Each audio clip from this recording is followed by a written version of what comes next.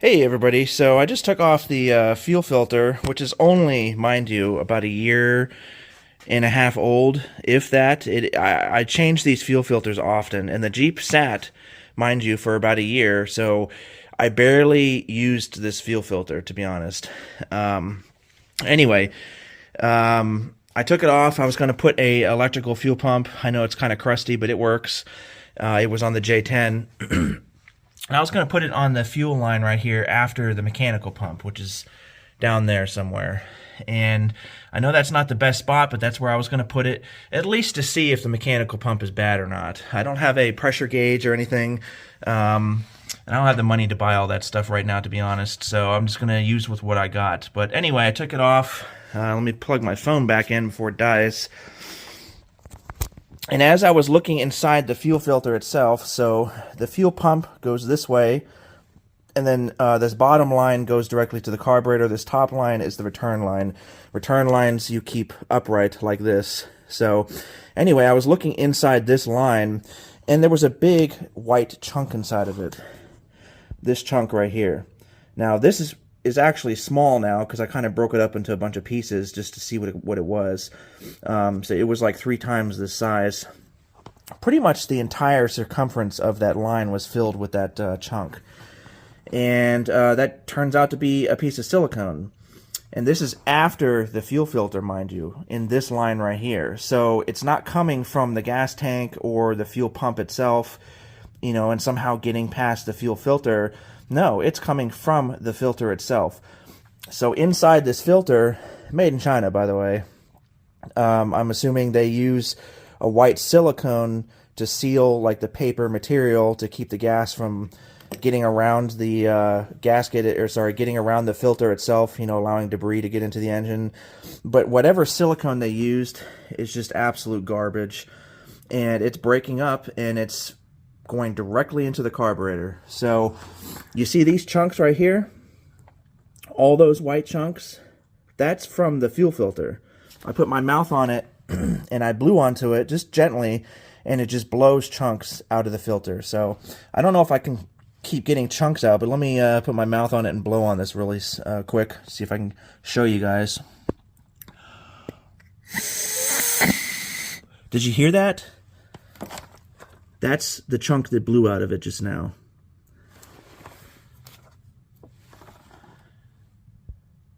This big piece. That's what that noise was. Let me see if I can get some more out of here. Oh, you see that one?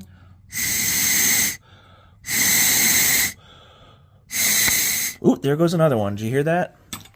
Right inside of there. So, and that's just me blowing air. Imagine, you know, like 5-6 pounds of fuel pressure going through there and just blowing all those chunks right into my carburetor. So it's this Chinese bullshit. I cannot stand anything from China.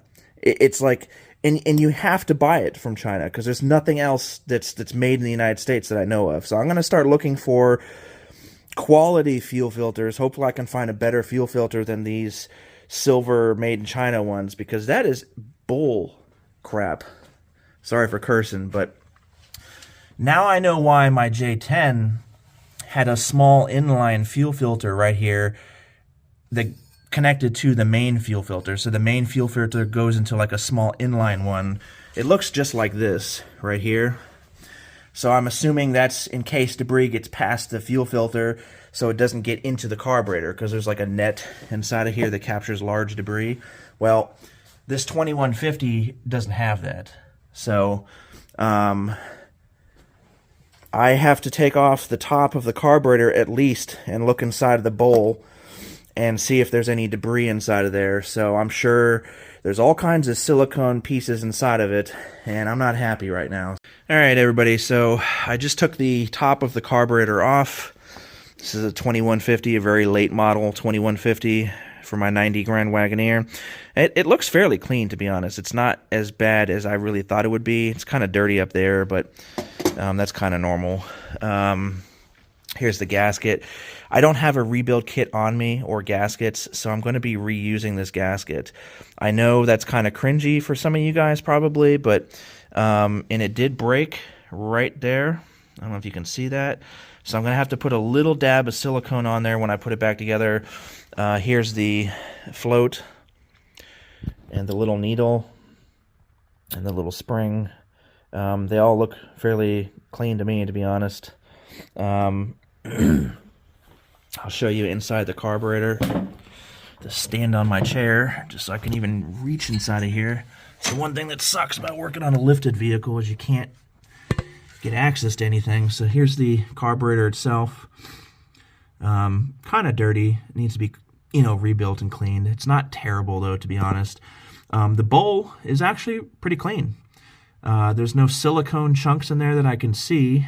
Now inside of the little pit down there in the center, there is some kind of chunk on the left. I don't know what that is, but it's not silicone. It almost looks like an acorn or something. It's weird, but I'm going to take a little syringe and I'm going to siphon all the fuel and whatever debris is inside that pit out of there. But the power valve in the very center looks fine. The jets look fine. This little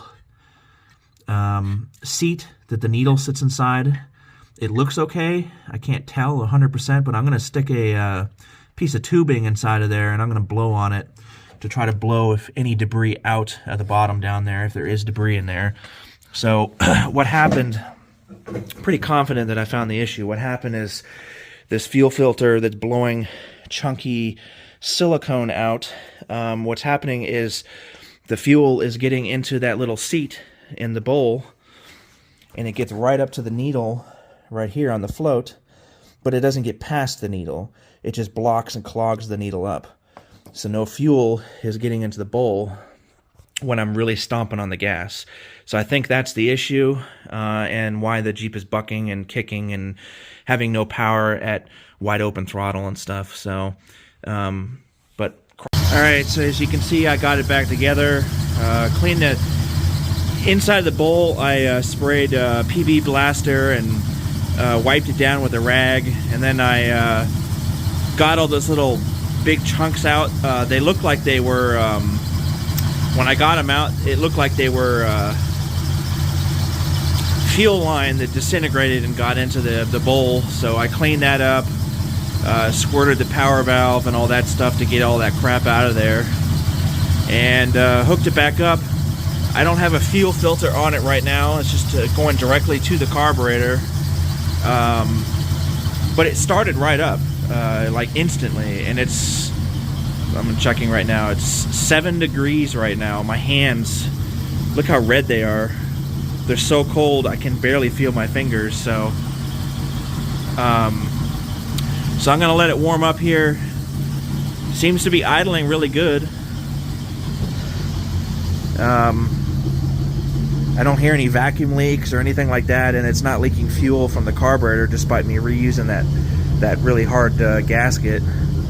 So I'm going to let it warm up a little bit, and then I'm going to drive out of here. I'm going to go down the street and wide open throttle and stuff, and hopefully the bucking and wanting to stall is done with. So I'm pretty sure it was that fuel filter. So anyway, till then. Alright everybody, so I'm on the road. It is dark, but it's only 5:30, so, but I'm testing the fix that I did by cleaning up the bowl and getting that fuel filter off there that was throwing debris inside of the fuel line. So far it seems to be good. So I'm just coasting on the road. I got my lights on, all my lights, because I just can't see. But I'm going to get to a little straight part here. We're going to test it to see if it actually bogs down at wide open throttle or not. It's pretty much warmed up. It could get a little bit warmer, but it is 18 degrees out. So let's get up this hill.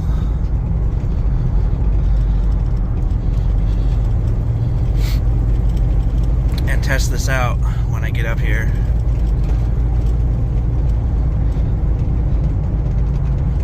Alright, so we're up here on the hill. Now let me slam on the gas pedal.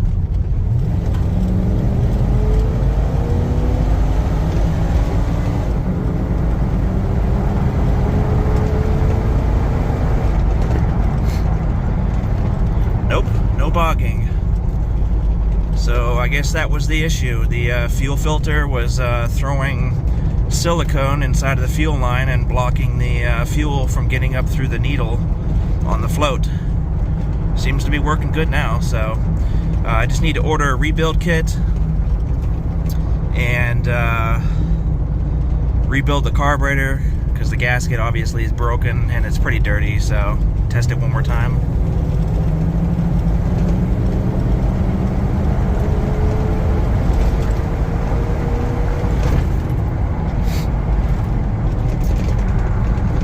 Alright, so I call that a success. I'm gonna stop doing that, driving like this in the middle of the night in the country so I don't hit a deer, but I'll let you guys go. Thank you for watching the video.